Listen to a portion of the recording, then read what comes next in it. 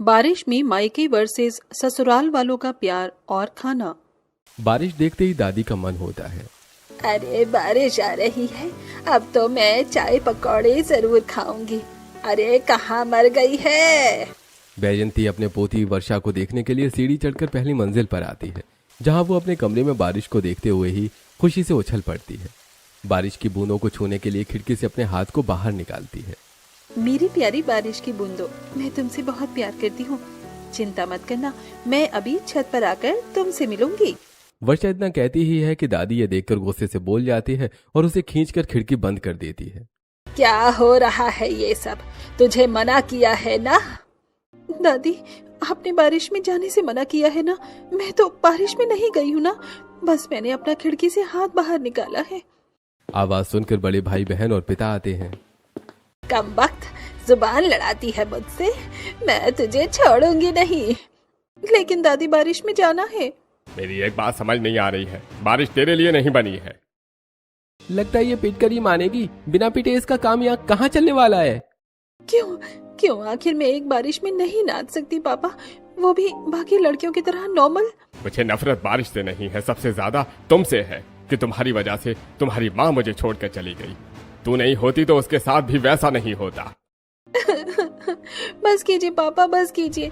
दूध का जला छाछ भी फूक फूक कर पीता है, लेकिन आप लोगों ने तो एक पुराने हादसे की सजा मेरी पूरी जिंदगी को दे दी है। मारूंगी खींच कर एक। बकवास बंद कर अपनी और जाकर कुछ बना दे। क्यों उसके पास तुझे ऑर्डर भी बनाना है। वर्षा अपनी आंसू पोंछे रसोई में जाती है और दादी की बात सुनकर चाय पकौड़े बनाती है। इतने में बड़े भाई बहन भी आ जाते हैं। पकौड़े बना रही है तो मेरे लिए भी प्याज और पनीर के पकौड़े बना। करारे पकौड़े छानियो, और मैं चीज स्टिक लाया हूँ, उसके चीज पोटैटो बना दे। एक एक करके वो सब अपने मन की फरमाइश का कहकर चले जाते हैं और बाहर बारिश को देखकर वर्षा बेबस होती है। सब लोग बारिश में कितनी मस्ती करते हैं, और एक मेरे घर वाले हैं जो मुझे कभी बारिश में भीगने नहीं देते, हमेशा काम में लगा देते हैं। वर्षा अपने पापा, दादी, भाई बहन सबकी पसंद के अलग अलग पकौड़े बना देती है। जैसे ही उसका खाने का मन करता है तो दादी के पैरों की आहट सुनकर वापस पकौड़ा रख देती है। अरे ओ कमबख्त, जब बारिश खत्म हो जाएगी डायन, तब चाय पकौड़े लेकर आएगी क्या है? जल्दी लेकर आ पकौड़े। दादी, इतने गर्म पकौड़े हैं। मुंह मत चला, जल्दी ला बाहर। वर्षा सबके लिए चाय पकौड़े बनाकर ले आती है। सब लोग बैठकर मजे से पकौड़े खाते हैं और वर्षा खड़े खड़े उन्हें देखती रहती है। इस बारिश में मुझे सिर्फ पकौड़े पसंद हैं। प्याज के पकौड़े खत्म हो गए हैं और मेथी के भी बनाकर लेकर आ। लाए पापा। एक तरफ बार बार पकौड़े की प्लेट खत्म होती है, दूसरी तरफ वर्षा बार बार पकौड़े बनाकर लेकर आती है। जब पकौड़े की आखिरी प्लेट लाती है और भाई चीज पोटैटो खा रहा होता है, तब वो एक चीज पोटैटो उठाकर खाती है कि भाई हाथ से छीन लेता है। ओ, तेरी हिम्मत कैसे हुई मेरी प्लेट में हाथ मारने की? ये सब कुछ मेरा है। भैया, ये सब मैंने बनाया है, थोड़ा सा खाने को दे दो। एक भी पकौड़ा नहीं मिला मुझे, और ये भी नहीं मिला। ओह, झूठ तो कम बोल कि तुझे कुछ भी नहीं मिला। हमें सब पता है, रसोई में जितनी बार भी पकौड़े बनाने और लेने गई है, तब तक तू भर भर के आई है अपने मुंह में। चल यहाँ से, अपनी गंदी नजर हटा। तुझे कोई भी चीज खाने को नहीं मिलेगी। मैं झूठ नहीं बोल रही दादी, मैंने कुछ नहीं खाया। जाकर पापड़ बनाने की तैयारी कर। वो रोते हुए खाली कमरे में जाकर आलू और केले के चिप्स काटने लगती है और एक प्लास्टिक पन्नी पर पंखे के नीचे फैलाकर बिछा देती है। फिर खराब रसोई को समेटती है। जैसे ही काम खत्म करके बाहर जाती है, तब तक बारिश बंद हो जाती है और गार्डन में पानी भरा हुआ होता है। बारिश तो चली गई और कुछ खाने को भी नहीं मिला। अरे खड़ी खड़ी घूर क्या रही है? पानी जम गया है, इसे साफ करके, वरना घर में गंदे पैर लाएंगे तो तुझे ही दिक्कत होगी। वर्षा वहां का पानी निकालकर सफाई करती है। अगले दिन तेज धूप आती है तो सुबह सुबह वर्षा सारे बने हुए पापड़ धूप में सुखा देती है। कितने सारे पापड़ हैं, ये बनाती मैं हूँ। कम से कम दीदी भैया मेरी मदद तो करवा सकते हैं ये सब सुखाने में, लेकिन ना कोई लेकर आता है ना लेकर जाता है। पूरी पापड़ की जिम्मेदारी मेरे सर है। अकेले में क्या बड़बड़ा रही है वर्षा? सुन, मेरे कपड़े प्रेस कर दे, मुझे कॉलेज के लिए निकलना है। और मेरे लिए फटाफट ऑमलेट बना। भैया, शाम को आते वक्त भुट्टा ले आओगे? मेरा भुट्टा खाने का मन है। तेरे से मैं जो बोल रहा हूँ ना, तूने उसका जवाब नहीं दिया। अपनी फरमाइश पूरी करवा रही है। कुछ नहीं लाऊंगा मैं, समझी? पापा मेरी पढ़ाई और आने जाने का पैसा मुझे देते हैं, तेरी फरमाइशों के लिए नहीं। ठीक है भैया, मैं समझ गई। वर्षा पापड़ सुखाने के बाद शिप्रा के कपड़े प्रेस कर देती है और फिर अपने भाई के लिए फटाफट रसोई में जाकर ऑमलेट बना देती है। भैया ये लो। भैया अब तो मैं आपका काम भी कर चुकी हूँ, अब भी नहीं लाओगे? हिंदी समझ नहीं आती क्या तुझे? एक तो तेरी वजह से माँ हमसे दूर हो गई, तेरी तो शक्ल देखना भी हमें पसंद नहीं है, लेकिन तुझे झेलना पड़ता है। अरे शुक्र कर तुझे इस घर से नहीं निकाल रहे हैं, रहने को मिल रहा है ना, वही बहुत है। क्यों मेरे पोते के पीछे पड़ी है? मिल गया सुबह सुबह तुझे रियलिटी चेक है? अब जाकर सौंफ वाला दूध लेकर आ मेरे लिए। और पापड़ कितना सूख गए हैं? दादी बारिश नहीं आई तो पापड़ आज ही सही से सूख कर तैयार हो जाएंगे, क्योंकि कमरे में धीरे धीरे सूख रहे हैं। ठीक है, आम के अचार का ऑर्डर भी है, लेकिन बारिश की वजह से अभी मैं तुझे कुछ बोल नहीं रही, क्योंकि अचार खराब ना हो जाए।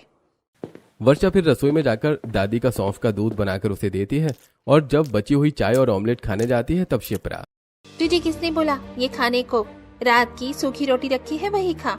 दीदी वो मैं कैसे खा पाऊंगी? क्यों तेरे पास मुंह नहीं है चबाने के लिए? जो बोल रही है कैसे खा पाऊंगी खाना? खाना है तो खा, वरना पापा को बुला लूंगी। पेट में बहुत जोर की भूख लगी थी और वर्षा खाने के लिए बेबस थी। इतने में शिप्रा उसका ऑमलेट खाकर कॉलेज के लिए निकल जाती है और वर्षा सूखी रोटी चाय के साथ जैसे तैसे चबा कर खाती है। पता नहीं क्यों हर चीज का कसूरवार मुझे समझा जाता है। मैंने तो माँ को देखा भी नहीं है, मुझे माँ का प्यार नहीं मिला। मेरे बड़े भाई बहनों को तो माँ का प्यार भी मिला है, और जो कुछ भी हुआ उसकी वजह मैं कैसे हो सकती हूँ? क्योंकि भगवान जी आपने मुझे मेरी माँ को छीन लिया और मेरी जिंदगी ऐसी बना दी। दादी पापा भैया दीदी सब मुझे ही सुनाते हैं। माँ इस दुनिया में अपने परिवार के बीच होने के बाद भी मैं बहुत अकेली हूँ। काश मुझे आपका प्यार मिल पाता, लेकिन मेरे नसीब में कहाँ परिवार का प्यार लिखा है। दोपहर के 3 बजे तक सारे पापड़ अच्छी तरह से सूख जाते हैं और वर्षा उनकी पैकिंग कर लेती है। शाम तक फिर मौसम का मिजाज बिगड़ जाता है और तेज आंधी के बाद बारिश होने लगती है। पिता भाई बहन सब अपने काम और कॉलेज से घर आ जाते हैं। अरे आज तो बहुत अच्छा मौसम हो रहा है, शाही पनीर खाने का मन कर रहा है और उसके साथ पनीर वाले नान। हाँ बेटा, मेरा भी ऐसा ही कुछ खाने का मन कर रहा है। सुन वर्षा, चटपटी टिक्की जरूर बना देना। ठीक है। पापा क्या छुपा रहे हो आप? अपने पीछे चलो दिखाओ। अरे तुमने देख लिया, मैं सबके लिए आइसक्रीम लाया हूँ। लो माँ, आपके लिए भी लाया हूँ। अपने दोनों बच्चों और अपनी माँ को आइसक्रीम दे देता है। सब खाने लगते हैं और वर्षा बेबसी से खड़े देखती है। पापा मेरी आइसक्रीम? अरे तेरी जैसी मनहूस के लिए मेरा कुछ भी लाने का मन नहीं करता, और तुझे तो मैं परिवार में गिनता भी नहीं हूँ। पापा आप क्यों मुझसे इतनी नफरत करते हो? ये बात मुझे अंदर ही अंदर खाई जाती है कि मेरे बड़े भाई बहन को वही सब मिलता है जो मुझे नहीं मिलता। मुझे तो माँ का प्यार भी नहीं मिला, पर भैया दीदी को मिला है। यही तो सबसे बड़ी वजह है तुझसे नफरत करने की। तूने हमारी माँ को छीन लिया और तूने मेरी पत्नी को छीन लिया, और सब कुछ छीन जाने के बाद तू मुझसे ये उम्मीद करती है कि मैं तुझे प्यार करूं, तुझे खाने पीने की चीज दूं? नहीं, नफरत है इस बारिश में तू पैदा हुई और वो मुझे छोड़कर चली गई। दिन गुजरते हैं, वर्षा के साथ उसके घर वाले उसके साथ ऐसा ही बर्ताव करते हैं। खाने पीने को कुछ भी अच्छा नहीं मिलता। जमीन पर सोती है तो कीड़े छिपकली चूहे उसे परेशान करते हैं। डर के मारे कहीं और सो जाए तो वैजंती अपनी छड़ी से उसे मारती है। साथ ही उसे बचा हुआ फ्रिज का खाना खिलाया जाता है और सूखी रोटी हिस्से में हमेशा आती थी। घर में अचार पापड़ का बिजनेस वर्षा के भरोसे चल रहा था, इसीलिए भी उसे घर से बाहर नहीं निकलने दिया जाता था। कुछ दिनों बाद फिर जोरदार बारिश होने लगती है। तब वर्षा की सहेली चांदनी का फोन आता है। अरे चांदनी तू? हाँ मैं, और मेरे साथ श्वेता भी है। जल्दी से छत पर आ जा, बारिश में मैगी बना रही है और फिर खाते खाते मजा भी करेंगे। बस 10 मिनट में आई। वो फोन रखकर कपड़े बदलने जाती है, तभी पिता उसके सामने आम की 2 बड़ी टोकरियां रख देते हैं। काट इसे, और कहाँ जा रही है? पापा आज चांदनी के घर बस 10 मिनट में आ जाऊंगी। बारिश हो रही है, उसने मैगी बनाई है मेरे लिए। कहीं नहीं जाना तुझे। 200 किलो अचार का ऑर्डर आया है और तुझे घर पर खाने को नहीं मिलता जो अपनी सहेली के जा रही है। पापा कल कर लूंगी, वैसे भी आज बारिश हो रही है तो आम सूख नहीं पाएगा। मेरी बात को बिना काटे मेरी बात सुन लिया कर। एक बार मना कर दिया तो कर दिया, और बारिश में तेरे को जाने से मना करते हैं ना, तुझे ये भी समझ में नहीं आ रहा है? घर में बैठ। पिता का गुस्सा देखकर वर्षा वहीं रुक जाती है। चांदनी को फोन पर मना करके आम काटने बैठ जाती है। बारिश को देख वर्षा का मूड ऑफ हो रहा था। इतने में उसकी सहेली वीडियो कॉल करती है। वो दोनों गर्मा गर्म मैगी खा रही थी। तू नहीं आई ना, हमेशा ऐसे ही करती है, तेरे बिना अच्छा भी नहीं लगता। तब वर्षा कैमरा अचार की तरफ घुमाती है। ये देख, मेरी किस्मत में बारिश और मैगी नहीं, कच्चे आम लिखे हैं। यार तेरे घर वाले कैसे हैं, हमें बहुत बुरा लगता है तेरे लिए। वो तुझे कुछ भी नहीं करने देते जिससे तुझे खुशी मिलती है।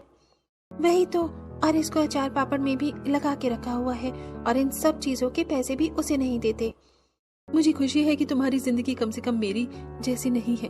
तुम एंजॉय करो, मुझे ऑर्डर का काम करना है। ऐसा कहकर वर्षा फोन रख देती है और 250 किलो आम काटते हुए उसे 4 घंटे बीत जाते हैं। उसकी आंख लग जाती है और वर्षा देखती है कि आसमान में एक बड़ी सफेद बादल रुई जैसे हैं। बारिश की बूंदें कांच की लड़ियों की तरह गिर रही हैं।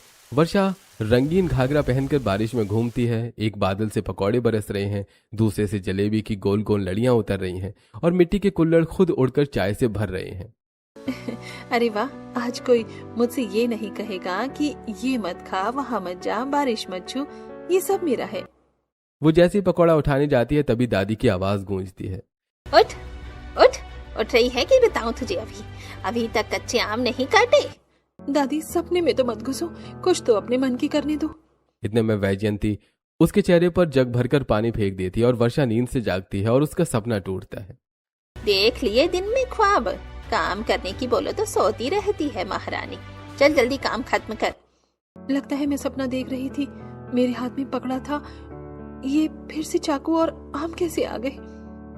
मुझे तो सपने में भी कोई खुश नहीं रहने देता। वैजयंती चली जाती है और वर्षा सारे आम काटकर सुखाती है। इतने में वैजयंती उसे खाना बनाने के लिए बोलती है। वर्षा थकान की वजह से थोड़ा मना कर देती है। तब वैजयंती उसे छड़ी से नीला कर देती है। दादी मत मारो दादी। तो इसी लायक है, बहुत थक गई थी ना, अब इस मार के साथ खाना बनाएगी। वर्षा के साथ उसके अपने ही बहुत बुरा करते हैं। मोहल्ले के लोग भी उसके हाथ पर निशान देख सहम जाते हैं। बताओ तो, वर्षा के साथ ये लोग कितना बुरा करते हैं कि हमारा दिल भी कांप जाता है। कभी रात को उसके चीखने की आवाज आएगी तो कभी दिन में उसके रोने की। मुझे भी बहुत बुरा लगता है, उसके बड़े भाई बहन भी ऐसे ही हैं। जब भी बारिश होती है वैजयंती उसे कुछ न कुछ पकौड़े और अपने मनपसंद का बनाने के लिए भेज देती है। उसके अचार पापड़ की महीने भर की तनख्वाह राजेश बैंक से निकाल कर लाता है और अपने बेटे को बाइक दे देता है। तब वर्षा, पापा, वैसे तो मुझे कुछ भी नहीं चाहिए, लेकिन मुझे आप एक छाता दिला देते। क्यों? छाते की तुझे क्या जरूरत है? वो पापा, अचार पापड़ के काम से पैसे आए थे ना, भैया को दे दिया, दीदी को दे दिया, मेरा भी तो इस पर कुछ हक है। हाँ, घर की लड़कियां कब से कमाई पर हक जताने लगी हैं? जुबान कम चला और काम कर। इतने में तेज बारिश होने लगती है और घर पर गेस्ट आ जाते हैं। अरे नमस्ते भाई साहब। नमस्ते बुआ जी, कैसी हो आप? अरे उषा, तू बारिश का मौसम हो रहा है तब भी आ गई तू? आपसे मिलने का बहुत मन था तो बारिश में भी आ गई और अपने पति को भी साथ ले आई हूँ। अब गर्मा गर्म कुछ पकौड़े और समोसे खिला दो। हाँ हाँ, क्यों नहीं।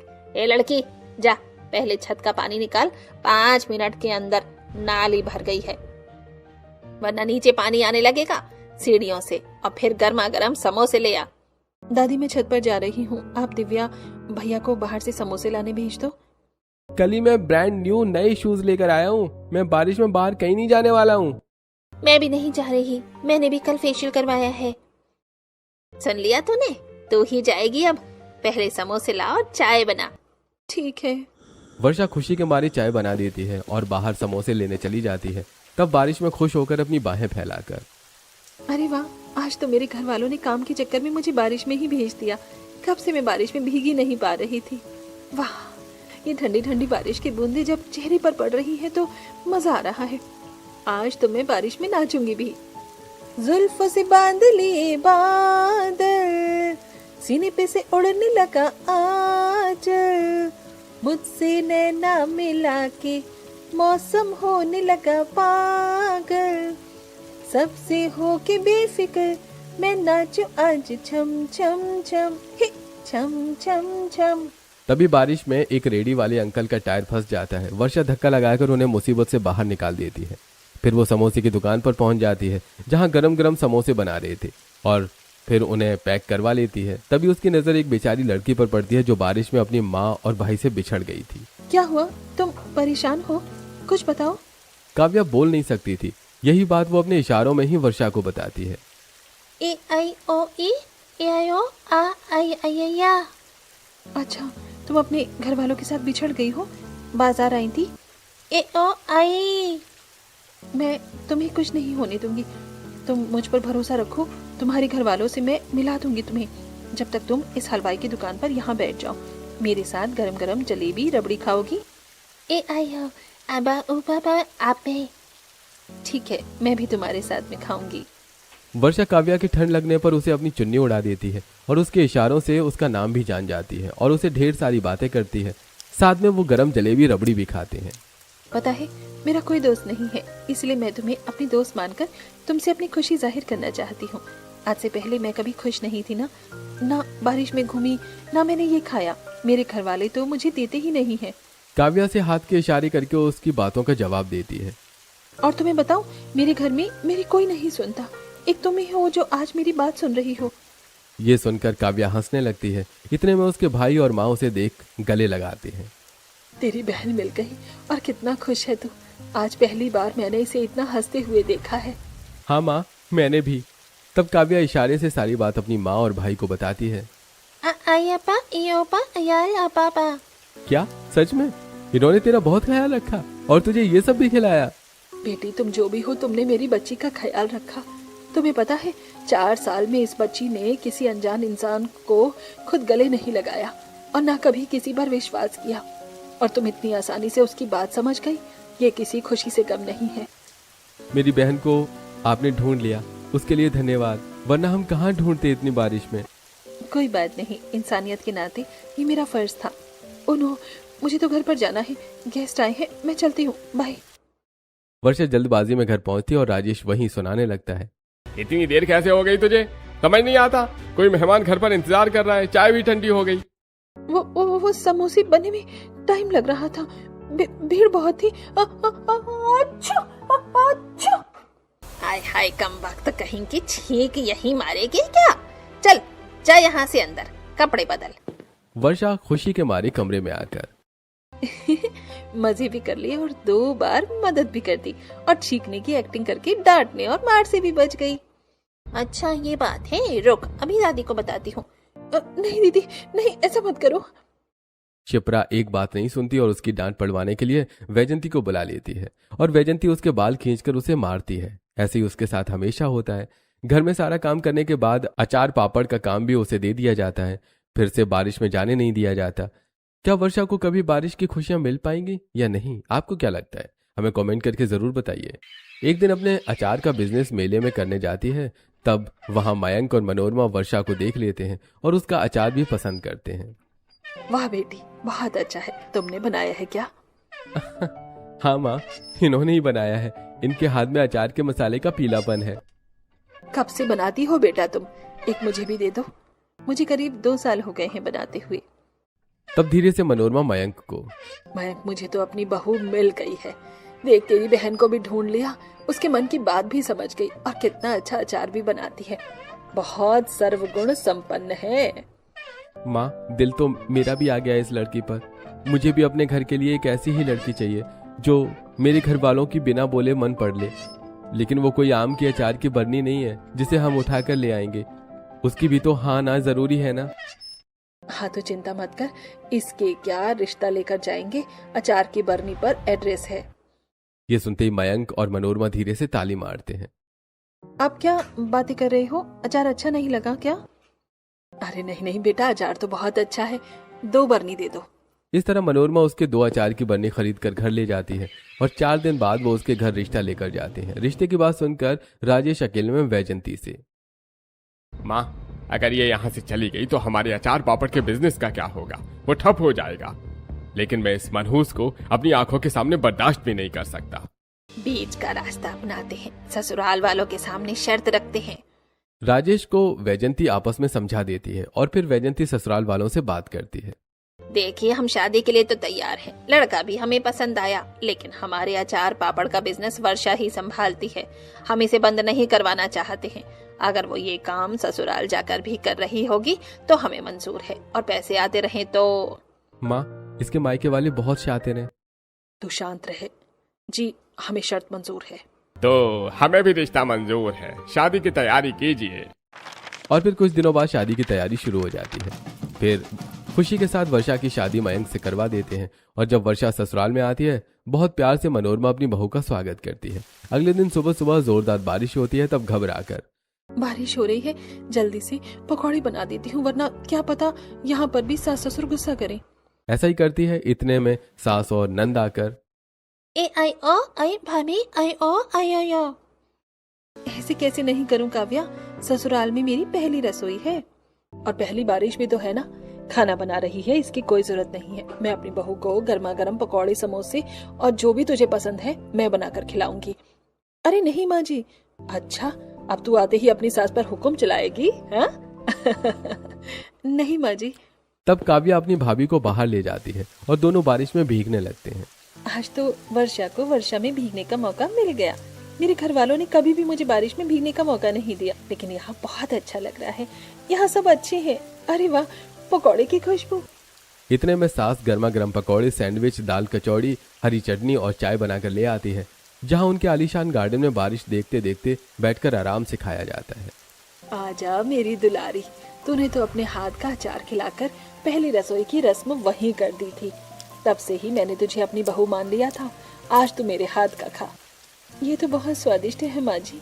पहली बार मुझे माँ के हाथों का खाना खाने को मिला है, इसलिए तेरी आंखें नम हो गई हैं। हाँ माँ जी, तू चिंता मत करना, तुझे खूब माँ का प्यार दूंगी मैं।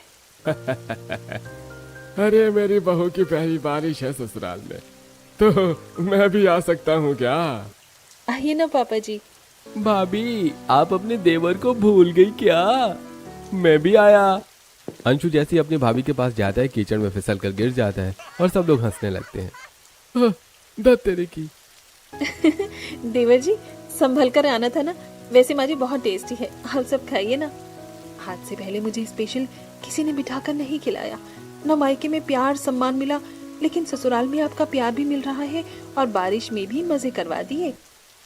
ऐसे ही साथ सब मिलकर बारिश में चटपटा खाना खाते हैं और फिर सास बहू को सुंदर सुंदर साड़ियां पहनने के लिए देती है। कुछ दिनों में वर्षा अपने ससुराल में कंफर्टेबल हो जाती है, लेकिन फिर उसे मायके का डरावना सपना आता है। और उस दिन पहली इतनी जोरदार बारिश हो रही थी कि खिड़कियां अपने आप खुलकर बज रही थी। तभी गरजते बादलों के बाद घबराकर वर्षा को खिड़की बंद कर देती है। क्या हुआ बहू, तू घबरा क्यों रही है? खिड़की क्यों बंद कर दी? बारिश आ रही है माँ जी। तो तू डर क्यों रही है? कुछ नहीं माँ जी। मुझे अपनी माँ नहीं समझती तो मुझे कुछ भी मत बता। वो माँ जी, पापा और दादी वहाँ सब मुझे बारिश में जाने से मना करते थे और कभी खुशी नहीं मनाने देते थे। और जब छत पर पानी भर जाता था या गार्डन में तो वहाँ की सफाई भी करवाते थे, सब कुछ बनवाते थे। लेकिन आपने मेरा पहला दिन यहाँ पर बारिश में यादगार बना दिया है कि मेरा डर ही मुझसे दूर कर दिया। लेकिन क्यों बहू, वो सब छोड़िए ना माँ जी। तभी जाते जाते मनोरमा वर्षा के हाथ पर गोल नीला निशान देख लेती है। ये निशान देखा हुआ लग रहा है, लेकिन मुझे कुछ याद क्यों नहीं आ रहा कि कहाँ देखा था। खैर छोड़ो। चलो मैडम, आज हम बारिश में लॉन्ग ड्राइव पर चलेंगे और रेस्टोरेंट में खाना खाएंगे। सच में? मयंक उसे लैम्बोर्गिनी कार में बारिश में लॉन्ग ड्राइव पर ले जाता है।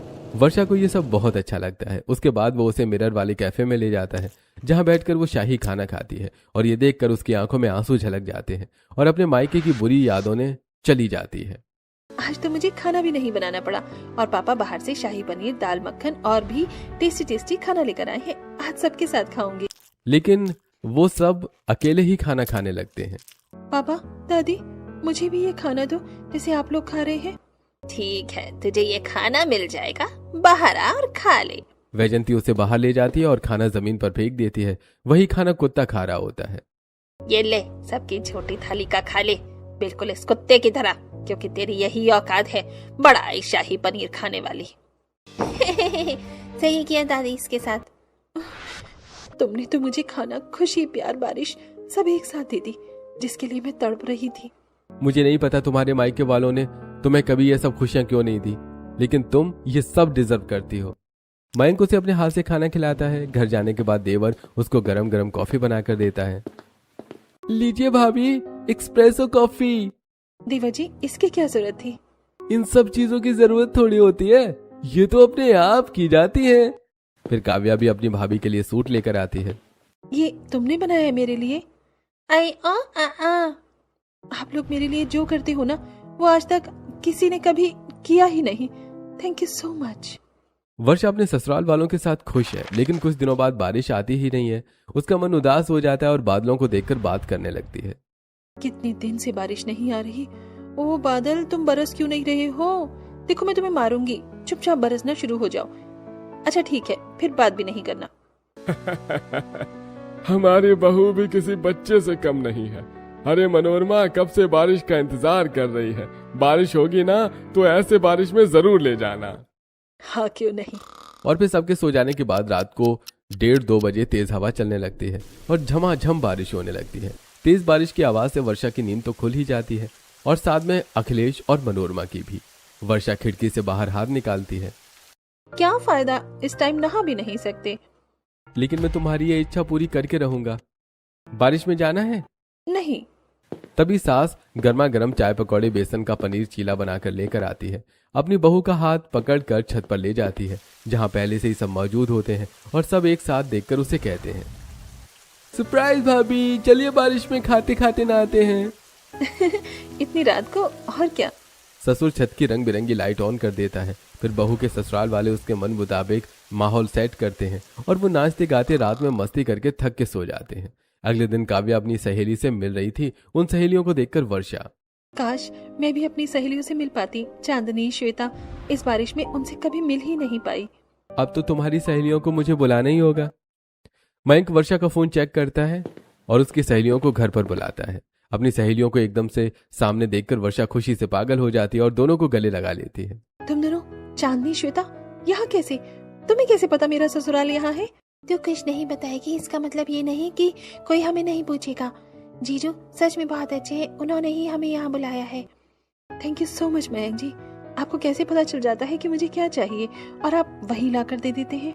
बस तुम्हारे मुंह से मुझे यही सुनना था। अब मैं मोक्ष को प्राप्त कर सकता हूँ। बकवास बंद कीजिए, कैसी बातें कर रहे हैं आप? बारिश होने लगी, चल आज अपना अधूरा सपना पूरा करते हैं। श्वेता वर्षा और चांदनी को ले जाती है और देखने लगते हैं। म्यूजिक चलाकर डांस करने लगते हैं। ससुराल वाले बहू को खुद देख ताली बजाते हैं। इतने में अचानक से उसके सारे मायके वाले आ जाते हैं। राजेश और वैजंती उसे देखकर गुस्सा होते हैं और म्यूजिक बंद कर देते हैं। तुम्हारी हिम्मत कैसे हुई बारिश में इस तरह नाचने की? मना किया है ना तुम्हें? अरे हम तो अचार पापड़ का हिसाब करने आए थे, लेकिन यहाँ तो ये पंख फैला कर नाच रही है। हमें इसके पंख पहले ही उतार देने चाहिए थे। आप कौन होते हैं इसके पंख उतारने वाले? और ससुराल में ये कुछ भी कर सकती है। आपने उसके साथ पहले जो जुल्म किया है, वो काम किया है। क्या था वो? कैसे मायके वाले हैं, बेटे की खुशी नहीं देखी जाती। हमदन जी, ये इसी के लायक है। ये मनहूस है। इसकी वजह से ही मेरी बीवी मोहिनी चल बसी। इसलिए मुझे इससे और बारिश दोनों से नफरत है, क्योंकि इससे पैदा होते ही वो मर गई थी। 1 मिनट, मुझे कुछ याद आ रहा है। कहीं इसका जन्म 4 जुलाई को तो नहीं आता? रात के 9 बजे पैदा हुई थी बारिश में। हाँ, लेकिन ये आपको कैसे पता? हे भगवान, इसका मतलब ये वही है जो मेरे सामने पैदा हुई थी। देखिए समधी जी, मुझे सब याद आ गया है और आप मेरी बहू को उसकी माँ की मौत का कसूरवार नहीं कह सकते, क्योंकि इसने तो उसकी जान बचाई थी। कुछ भी बकवास मत कीजिए। बकवास नहीं कर रही हूँ। आज से 23 साल पहले, वो रात में नहीं भूल सकती। बहुत तेज बारिश हो रही है। मनोरमा अपनी बहन वैष्णवी को खाना देने आती है और वो मोहिनी की डिलीवरी के लिए बहुत परेशान थी। मनोरमा, तू मेरे लिए खाना क्यों लाई है? मेरे पास बहुत मुश्किल केस है। क्या हुआ दीदी? कहीं आप उस केस की बात तो नहीं कर रहे हो जो आपने मुझे बताया था कि एक औरत का इम्यून सिस्टम बहुत खराब है, लीवर वगैरह का, लेकिन प्रेगनेंसी की वजह से मिरेकल हो गया, उसको जिंदगी जीने का और मौका मिल गया। हाँ, ये वही केस है, लेकिन आज अगर उसकी डिलीवरी हो गई तो उसके जीने के चांस कम हो जाएंगे। इसका बच्चा बहुत बहादुर है जो उसने अपनी माँ को 9 महीने जीने दिया। सबसे बड़ी मुश्किल बात, इसने अपने पति को ये बात आज तक नहीं बताई। तो आप बता देना। नहीं नहीं डॉक्टर, वो ये बात बर्दाश्त नहीं कर पाएंगे। मुझे बहुत प्यार करते हैं वो। उन्हें मत बताना। मेरे बच्चे को बचा लीजिए, मुझे अपनी चिंता नहीं है। मुझे नहीं पता था कि ये वही बच्ची मेरे घर की बहू बनकर आएगी। और उस दिन दीदी ने तुम्हारी माँ की डिलीवरी की और जैसा कि होना था वही हुआ। तुम्हारी माँ का इम्यून सिस्टम कमजोर हुआ, छोड़ो, चल बसी वो, लेकिन तुम्हारी वजह से वो इतना ज्यादा टाइम जी भी पाई। भाई साहब, आपको कोई हक नहीं है अपनी बेटी को उसकी माँ की मौत का जिम्मेदार समझने का। आपने बहुत गलत किया है उसके साथ। देख लिया पापा, मैं अपनी माँ की मौत की जिम्मेदार नहीं थी, लेकिन आपने मेरे साथ वो सब किया जो कोई भी पिता अपने बच्चों के साथ कभी नहीं करता। एक ही लाठी से सबको हाँकना आसान है दादी, लेकिन हर इंसान की किस्मत और गलती अलग होती है। हमें माफ कर दे मेरी बच्ची। मुझे भी माफ कर दे, मुझे नहीं पता था मोहिनी ने मेरे से ये सब छुपाया है। नहीं, आज भले ही ये बात आपके सामने है, फिर भी आप एक छोटे से बच्चे को कैसे अपनी सजा दे सकते हो? मैं ये कभी नहीं भूल सकती, ना कभी माफ कर पाऊंगी। आप सब चले जाइए।